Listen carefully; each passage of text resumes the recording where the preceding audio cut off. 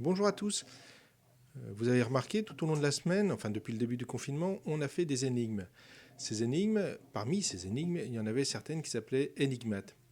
Ces énigmes énigmates, elles sont le fruit de la création d'un certain Serge. J'avais envie de parler à Serge, j'avais envie de vous faire partager ce moment pendant le confinement. Donc on a fait une interview dans les conditions du direct. Cette interview est enregistrée. Allez, c'est à toi Serge. Bonjour Serge. Oui, excuse-moi, Bonjour Christophe. j'ai écorché un peu ton nom dès le départ, là, ça le fait pas. Donc, pour ceux qui ne te connaissent pas, voilà qui est le créateur d'Enigmat. Alors, cette personne-là, je l'ai rencontrée chez Oya, d'accord. Chez Oya, qui est un bar à jeux, et je l'ai croisé comme ça, et il m'a montré son jeu, et je l'ai trouvé trop génial, et donc je me suis dit qu'il fallait que j'en vende. Voilà.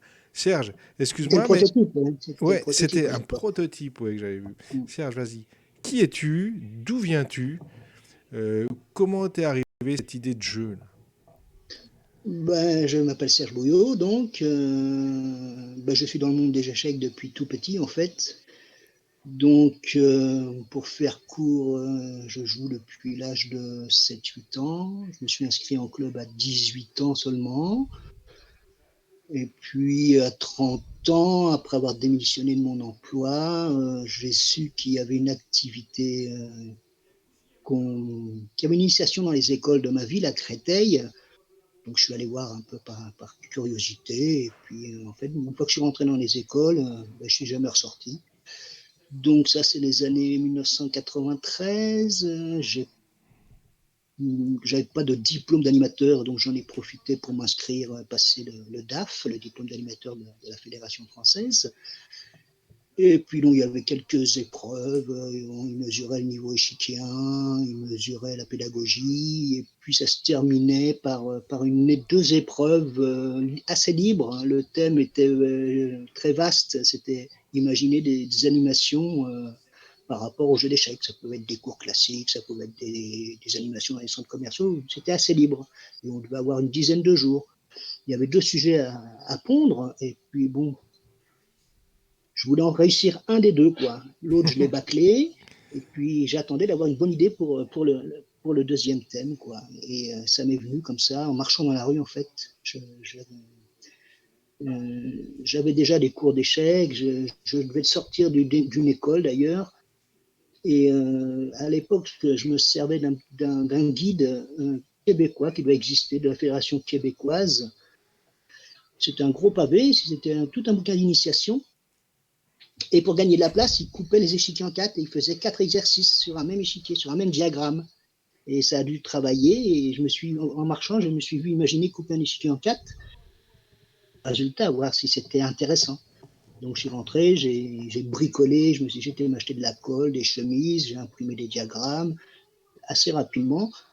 Et puis comme je travaille dans les écoles, j'ai pu le tester en direct dans les écoles. Et je me suis aperçu que les enfants aimaient beaucoup.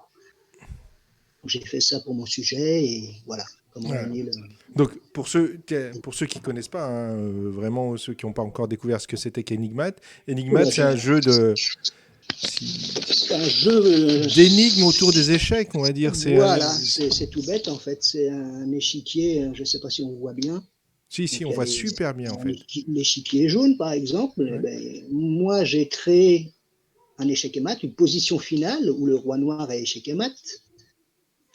Donc, ce serait au Et le noir de but, bouger, quoi, quelque part. c'est au noir de jouer. Et si on a bien reconstruit l'échiquier, le roi noir est déjà mat en fait. Ouais. L'intérêt, c'est qu'il n'y a aucun calcul, c'est juste visuel. Et dit comme ça a l'air tout bête. Ça pourrait, a priori, on pourrait dire, bah oui, j'ai compris, je peux le faire moi-même. J'invente un échec et mat, je coupe en quatre et le jeu est fait. Mais non, pas du tout, puisque tout l'intérêt du jeu est dans les essais. Il y a plein de positions possibles où c'est presque échec et mat, mais il y a pour X raisons, ce n'est pas échec et mat, une pièce va traverser l'échiquier pour défendre son roi. Voilà le principe. Donc c'est un jeu purement visuel où surtout les débutants, pensent tout de suite avoir trouvé, dès qu'ils ont fait échec et mat, ils pensent avoir trouvé le mat. Et si on regarde d'un peu plus près, il y a possiblement une pièce qui va intervenir, un pion qui va bouger et sauver le roi noir. Voilà. Donc, un autre intérêt, c'est qu'une fois qu'on trouve, parce que avec un petit peu de temps et un peu de patience, on finit par trouver la solution. Un autre intérêt du jeu, c'est qu'on oublie la solution. Ouais, c'est Le très résultat, rejouable. Ouais, ouais. voilà, 2 jours après, même le lendemain, en fait, on reprend le même exercice, même on peut pas identifier toutes les dispositions possibles des pièces, et donc, mais ça fait progresser la vision de l'échiquier petit à petit. On vient de, pas de meilleur en meilleur, ça ne doit pas se dire, mais Mhm. On on s'améliore. progresse, on s'améliore. Ouais. Ouais. Donc, si je comprends bien, tu as créé le jeu. Donc, le jeu, il est sorti de ta tête. Mais après, Ouais. pour que ça sorte de ta tête et que ça se matérialise, tu as dû faire des choses, quoi. T'as été voir une maison d'édition. Comment tu as fait? Alors, ça, je reviens en 1993 ou 80, 95, je ne sais plus, 95 peut-être. Oui, le projet aboutit en 1995. À cette époque-là, comme je suis passionné aussi de jeux de société, en parallèle du jeu d'échecs, hein, bien sûr, avec un ami, on avait pour ambition, on jouait souvent, on se réunissait, on faisait même pendant les vacances, on a un groupe d'amis, on faisait des jeux de société. Et on avait le projet de créer notre propre jeu de société, mais le challenge, c'était d'aller de faire de tout de A à Z jusqu'à à la commercialisation. C'était un peu utopique, hein, et on Non. tournait vraiment en rond. On a quelques jeux comme ça, mais on faisait jouer avec des amis. Mais bon, voilà. Et jusqu'au jour où j'ai passé mon diplôme, et j'ai dit donc à Didier, mon ami, voilà ce que j'ai fait pour mon diplôme. Et c'est lui qui a pensé. Il m'a dit pourquoi on ne ferait pas ça pour s'amuser et d'aller de A à Z avec ton jeu. Donc j'ai dit banco, voilà, mais bon, on a fait ça d'une manière vraiment artisanale et on est amateur. On a fait imprimer avec un copain qui était imprimeur, mais bon, il n'était pas spécialisé dans le jeu de cartes ou de jeu de tuiles. À l'époque, c'était pas de la tuile, là, maintenant c'est de la tuile. Donc, on a été chercher des petits boîtiers en plastique à l'époque, des autocollants, on a tout fait. On a réussi à sortir le jeu qui était vraiment pour le monde échiquier. En fait, tous les animateurs le prenaient pratiquement à qui je le proposais. Et le problème, c'est que je suis quelqu'un d'honnête, donc je ne pouvais pas vendre ça sous le manteau. Donc, il a fallu que je prenne le statut de commerçant. Hum, Mais comme je ne suis pas du tout commercial, paradoxalement, et puis que je travaillais beaucoup dans les écoles à cette époque-là, j'avais pas le temps vraiment de m'en occuper, de le vendre comme il faudrait. Et puis tous les trimestres ou tous les 2 mois, je sais qu'à l'époque, j'avais des cotisations, je devais payer tout ça. Donc, Ouais, ouais. j'en ai pas vendu assez. Au bout d'un an, j'ai fait le choix d'arrêter complètement. Je dois dire que j'ai épuisé le stock sous le manteau. Je Ouais. n'avais pas trop le choix. J'en ai vendu comme ça. Voilà.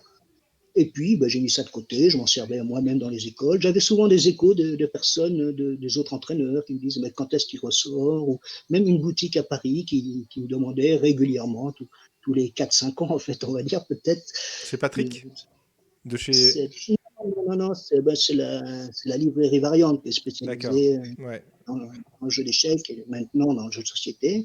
Mais voilà, et puis ça doit faire 1 an ou 1 an et demi que je me suis dit, bon, je vais Allez, j'y je me vais, lance. je le fais, mais d'une manière plus professionnelle, quoi. Donc, je me suis dit, il a fallu que je m'entoure des professionnels de la profession, quoi. Un graphiste, un éditeur, qui est un intermédiaire, en fait. C'est moi l'auto-éditeur, mais je me suis appuyé sur un éditeur belge qui fait des jeux de société, voilà. Donc, D'accord. voilà, j'ai réussi C'est à super. faire une première impression. Ouais. Voilà. Donc, et ton impression, t'en as fait combien d'exemplaires là de Enigmat?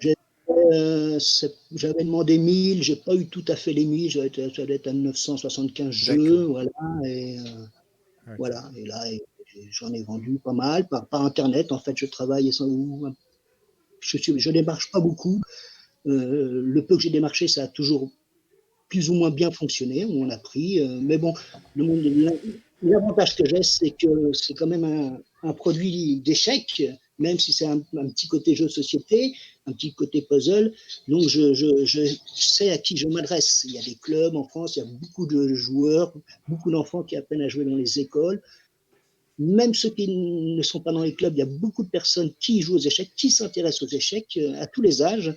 Donc, je savais que je ne suis pas quelqu'un qui prend des risques, donc, mais je savais. D'accord. Je Ouais. savais Tu que savais, avais que déjà tout le ton marché, quoi, quelque part. voilà, voilà. Et dans mon idée, bien sûr, ce qui me fait plaisir, c'est de voir mon jeu dans d'autres boutiques que des boutiques d'échecs, dans les boutiques de jeux de société classiques, Comme quoi. la Voilà. mienne, quoi. Il Comme faudra que la tu tienne, bah, tu as viennes. été le premier à m'en prendre, en fait, hein. Donc, Mais je te dis, voilà. moi, j'ai bien aimé ce jeu. J'ai bien aimé. Est-ce que tu as d'autres jeux en prévision ou alors bah, tu vas t'arrêter à Enigmat pour là? Oui et non. En fait, tout va s'articuler autour d'Enigmat. J'ai d'autres idées, ben, bien sûr, certainement d'autres exercices, mais j'ai d'autres des variantes, des choses qui vont, je sais pas, j'ai plein d'idées en tête, quoi. J'ai deux ou trois idées en tête. Après, c'est une question de travail, de réalisation. Je sais pas si je peux tout dévoiler, mais oui, oui, il y a bien sûr des choses. On peut faire. Garde un peu des secrets, mais dévoile un peu des Ouais, trucs. ouais, ouais. Non, il y a plein de choses à faire avec le principe de départ. On peut le complexifier, mais je ne sais pas si c'est vraiment ce que les gens demandent en fait. Parce qu'un autre intérêt, c'est un casse-tête, mais c'est pas, c'est entre guillemets un casse-tête en fait. Parce que Hmm. plus on sait regarder un jeu d'échecs, moins ça devient difficile. Mais voilà, beaucoup de personnes regrettent qu'il n'y ait pas assez d'exercices dans la boîte. Il y en a 24. Mais en fait, non, non, c'est un peu toujours la même chose. Donc faut que je rajoute des petites choses.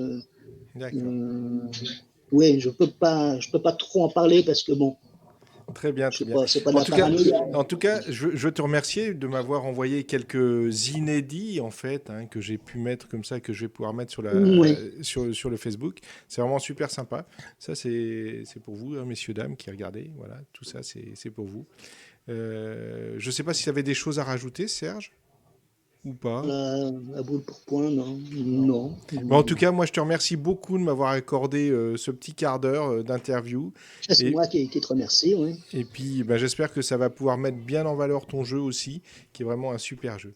Merci, Serge. Ouais, merci Au revoir. et à bientôt, au revoir.